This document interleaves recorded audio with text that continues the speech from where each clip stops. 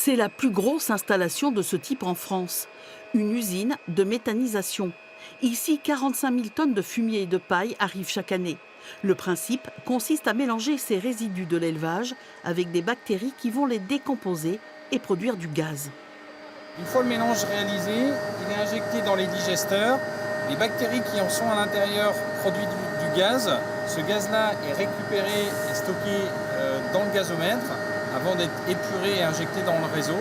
Alain Caillot est le porteur de ce projet. Cet agriculteur est conscient des craintes des riverains concernant les nuisances olfactives ou les risques d'explosion. J'habite à 300 mètres du site, mon fils habite à 300 mètres du site. Le premier tiers est à 450 mètres, il est apporteur de matière. Et le premier tiers qui n'a rien à voir avec Gassim est à 550 mètres derrière la forêt. Pour l'instant, au bout de 8 mois d'exploitation, on n'a pas de plainte, il n'y a pas d'odeur. Agriculteurs gaziers, un métier d'avenir. Ils sont une trentaine à avoir rejoint ce projet. Jean-François Poupin espère s'assurer un complément de revenus, réutiliser les résidus de l'unité de méthanisation sur ces terres pour les fertiliser. Ça nous permettait aussi de moins stocker sur nos exploitations et aussi d'être un petit peu plus patte blanche vis-à-vis de l'environnement.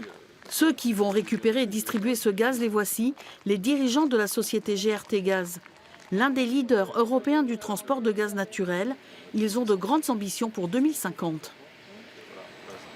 L'objectif, c'est passer d'un gaz importé, d'un gaz fossile, à un gaz qui soit 100% renouvelable et produit en France. Aujourd'hui, le gaz renouvelable, il est un peu plus cher, donc il faut l'aider. Mais la perspective, effectivement, c'est qu'à long terme, ce soit le bon choix pour l'environnement, mais aussi le bon choix économique pour la France.